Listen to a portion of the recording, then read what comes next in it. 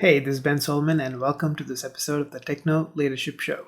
In this episode, we are going to be talking about how to bring all the results and information that you've gathered about yourself, your strengths, your weaknesses, all of that into something that's more useful to you and where you can look at the common themes along the line and figure out the best way you bring value into the world, in your life, in your work, in every aspect of your life and living. And one of the books that actually helped me kind of bring everything together in a cohesive sort of fashion is a book called Unique Ability. So the book Unique Ability was written in 2003, the first version of the book. So I bought it in 2015 and went through it and brought together a lot of these results to try and understand that common thread. The book gives you a really good framework to work with. You don't really need the book to do some of the things that I started doing even before I got the book. So I'll walk you through what I've done, and I'll also walk you through some aspects of what I got from the book. Then when the new version of it came, which was written, I think it's 2017, I bought the book, the new version of the book as well, and went through it. And I've got papers sitting everywhere because of bookmarks and things like that. So yeah, basically the book was written under the concept by Dan Sullivan, who's got an entrepreneurial coaching business called Strategic Coach. So the book was written by Catherine Nomura, Julia Waller, and Shannon Waller. So they're all part of the Strategic Coach group. Really good book, very useful if you're looking at it as a long-term thing, something to help you figure out your unique ability and the unique value that you bring into the world in every aspect, sometimes unconsciously. And a lot of people do it unconsciously, but knowing it consciously means we can direct a lot more energy and focus into that, and rather than stumbling through the weaknesses and having the gold in between sort of thing. So cool. So that's the book.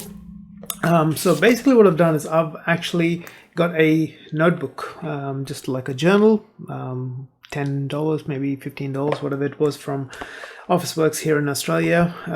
In the US, you might have, you can just buy it off Amazon, buy something that works for you, whatever you like. I like good quality notebooks generally, and I like stationery stuff for some reason. So yeah, I've got this book. So the unique ability question. So as part of the thing, I sent emails to people who worked with me, very close friends, and some relatives, to see what their perspective of my strengths were. Because sometimes some of our best strengths we never really acknowledge because it's so natural to us. We just do it without even thinking. It's so unconscious that asking other people who observe us to give their thought point or viewpoint helps us figure out how we're bringing value to other people's lives. So yeah, the unique ability question basically was, from the book. So basically sending people an email or talking to them in person if you can, saying that you're currently reading a book. In the case, if you're reading the book, it's sending them the email saying that you're reading a book and called The Unique Ability, and the concept of wanting to figure out what combination of talents, interests, and capabilities that's unique to you. If you're not doing the book, you can always say, look, I'm trying to figure out what my greatest strengths are and weaknesses are, and I would love your perspective from where you stand. What do you see as my top 5 strengths and top 5 weaknesses? And people who really trust you have the ability, will have the conscience to give you the strengths and weaknesses as they see it, and always preface it down there saying it is just for my personal development and I just want to understand from your perspective what are my strengths and weaknesses, so that they don't feel like, oh, I don't want to tell this person that they are really bad with time management, or they're really bad, lose track of time and are always late for stuff, whatever it might be, your weakness. So basically, yeah, ask the question either by email or when you're having a one-on-one chat, so that they can give you their perspective, where they see your strengths and weaknesses are. Write that down.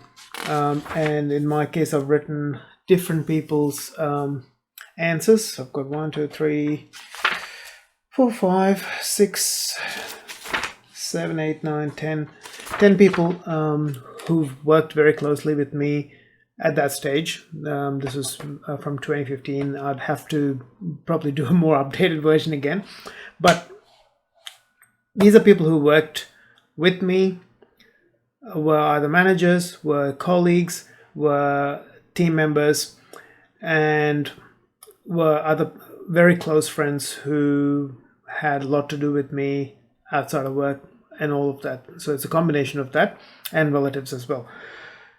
And based on everything that they've said, I've seen the strengths, weaknesses, and I'll come to that towards the end to tell you how it all matched up. So there, I got that. So I've written that down in my notebook, and I've left a lot of pages so that in the future I can continue to ask people who are close to me in those periods of time, so that I can get a progression of are my strengths still, at the top and are being utilized as well, or am I ignoring that and trying to do something else? All of that will help me in pattern detection and seeing what is going on. And then I've written my Colby A index results, which is one of the paid tests. So I've written the results, and I've also written my natural advantage, which is the combination of skills the numbers that you get. And there's different names for different numbers that are high and low. So in my case, with a 8 as a quick start and 7 as a fact finder, it's the natural advantage is called entrepreneur.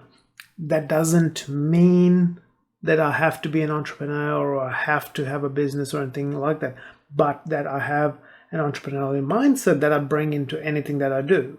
So it gives me an understanding of what my strengths are, how I operate best, i.e. project oriented, which means don't put me on things that take 5 years of consistent effort. Rather give me small projects, or break things down. So what it means for me personally is, if I know there is a 5-year long-term plan that's there, I've got to break that project, that whole plan, into monthly projects, things that I can sprint, get it done, and move on to the next thing. But that contributes towards the bigger picture. Big picture person, which means I'll see the big picture. Again, this ties in with a lot of the other stuff that I've done. So looking at all these things, looking at all the strengths / weaknesses, and looking at what naturally I have a capacity to be good at. Again, I have to sharpen my skills, like good negotiator. It's something that I've known, sort of initially was unconscious and then became more conscious, and then I started working on it and developing that, which helped me in my technology roles, in my management roles, and then executive leadership roles. All of that, was there. Then I had to develop it, to strengthen it, and consciously apply it in my life. So yeah, original ideas, thought process, and the fact finder side of me self-edits before I jump in with the quick start side of things. So that's there. And again, each for the fact finder, what are the positives and negatives, follow through what's the positives and negatives, quick start positives and negatives, and how I can utilize it, sort of thing, is all there.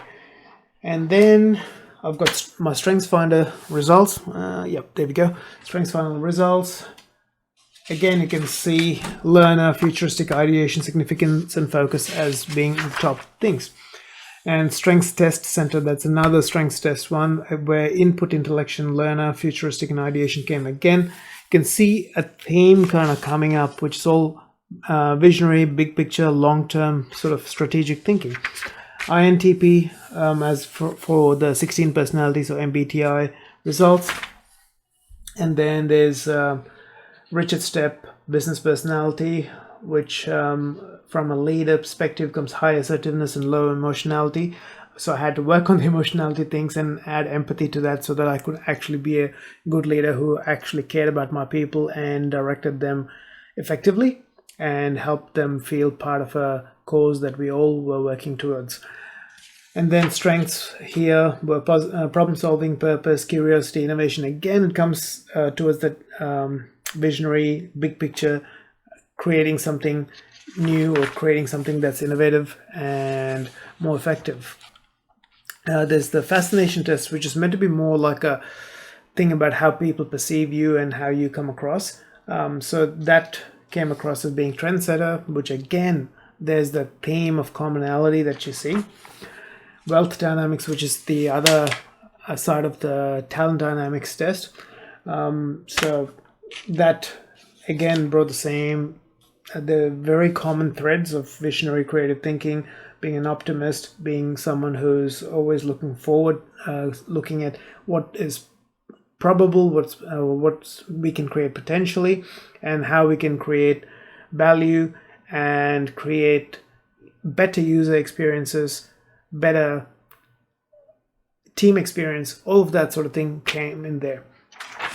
Then based on stuff from the book, again brought a few things together on what am I always naturally drawn to do. So I'm naturally drawn to reading books, listening to podcasts, doing courses, all that sort of thing, to get a perspective from people who have been in the field, have experienced. And the reason I'm even creating this show, the podcast, whatever it is, and potentially other courses and other valuable resources in the future, is so that I can also contribute to that body of knowledge for people like yourself and others out there to access and then form your views, form your value, and you go on to again expand and reach more people. It's a sense of, standing on the shoulder of giants. I personally feel like I stand on the shoulder of thousands of giants who've gone before me from various industries, various walks of life, various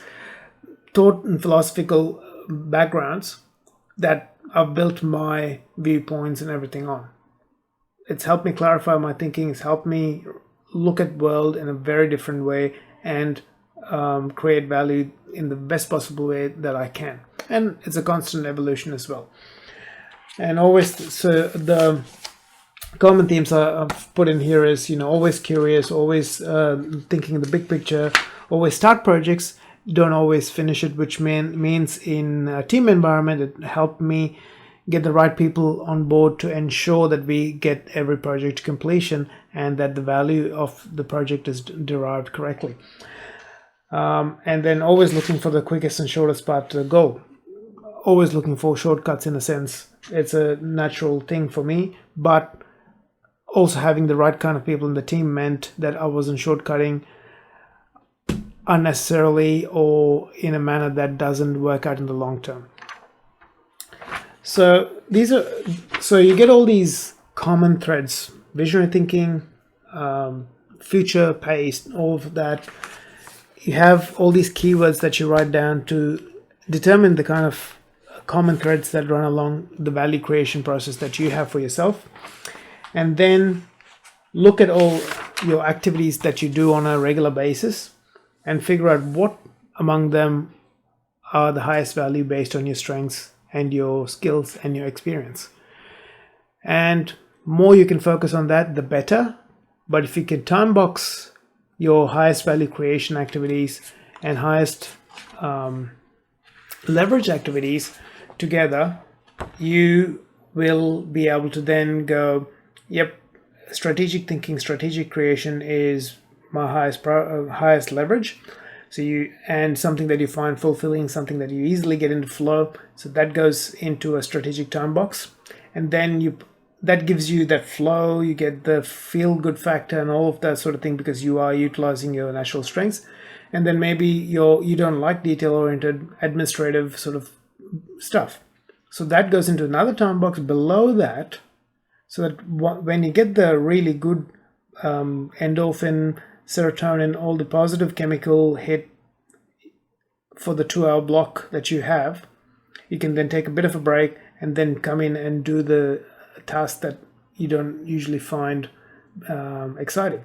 And if you're a person who's very detail oriented, love the details and all that sort of thing, put that at the top. Do work that gives you high flow factor first, and then take a 10-minute break, go into the next time box where you do things that are not exactly high flow for you, but you can utilize some of the positive things that you derive from your time box that was giving you flow into creating value there and doing what you need to do to get your job done.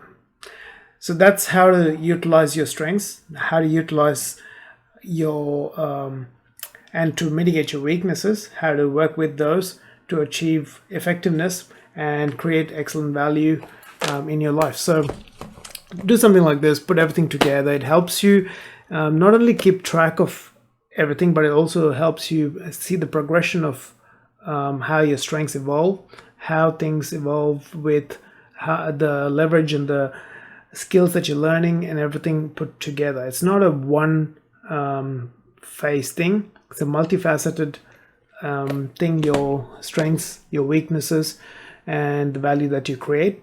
So yeah, your skills, your experiences, and your natural tendencies, all of that come together to form the value creation spectrum that you create.